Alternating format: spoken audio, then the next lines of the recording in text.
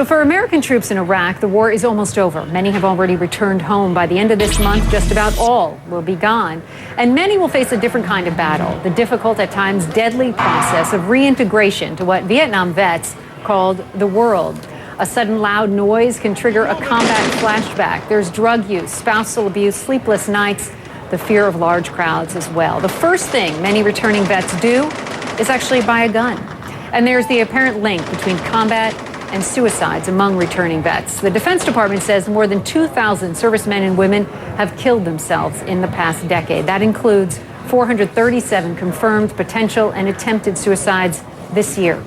Tom Tarantino is with the advocacy group Iraq and Afghanistan Veterans of America and joins us now. Tom, you're a combat veteran of the Iraq War. I mean, tell us what it was like. Tell us about this reintegration and your experience coming back from the war.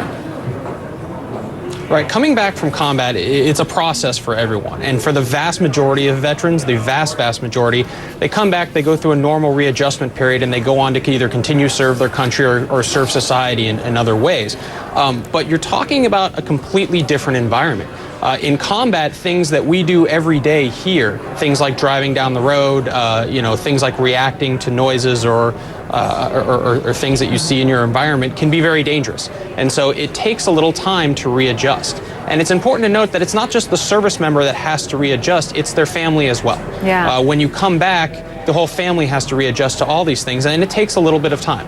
I know that I've spoken with several veterans, but one woman really stands out in my memory because she said that when she came back, even just driving down the street, if there was a Coke can or a garbage bag or a piece of litter, she worried, in her head that maybe it was an IED. I mean, she was afraid to even go to the mall and be with large crowds.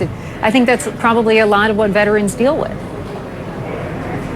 Yeah, it is. Coming back is difficult. I personally found it a little difficult to drive, but it's a normal readjustment period. And I think that's something that we really need to emphasize, is that you just went from a very extreme situation where you've had to use all of your senses 110% of the time, and now you're back in a safe environment, and you have to dial it back, and yet it doesn't just turn off.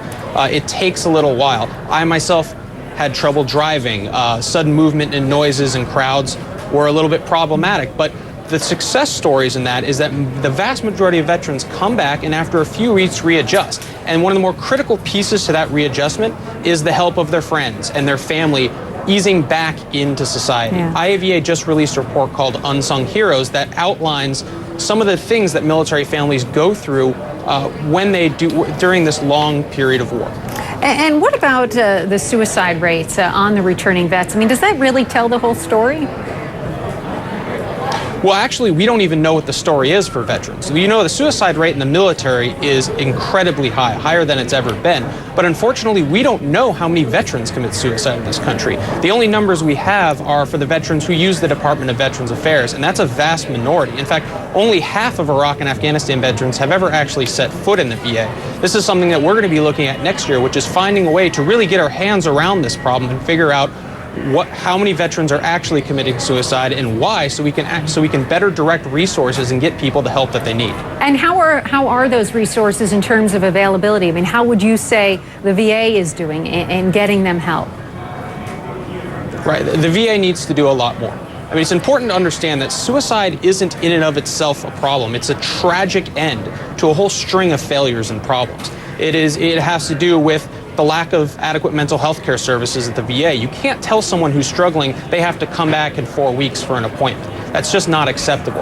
But it also means reaching out to veterans that are out there and telling them that there are other alternatives. There are vet centers, which is a great program out there run by the VA but not part of the VA healthcare system. There are community-based nonprofits and city and state level resources out there that can get people the crisis intervention and help they need. And if you really want to solve the problem of suicide, you have to look at things like employment, like education, like family services, because it's when these fail that they ultimately lead to this tragic conclusion. And your group is also reaching out to veterans and trying to help? Yeah, absolutely. I mean, IAVA has been a leader in trying to figure out not just how policy-wise we can fix this, but how we can link other service members up. We have our website, Community of Veterans, which is a closed network, social network for Iraq and Afghanistan veterans, and we sponsor hundreds of events nationwide, mostly through our partnership with Miller Coors, to bring veterans together. Because quite often, you don't know if there's any other vets in your community because there's so few of us and we're very spread out. So by bringing them together and bringing their families together, they can rebuild that sense of community that they lost when they left the military. Tom Tarantino, appreciate that very much. Thank you for all your work that you're doing to help the veterans. We want to take you back now to downtown St.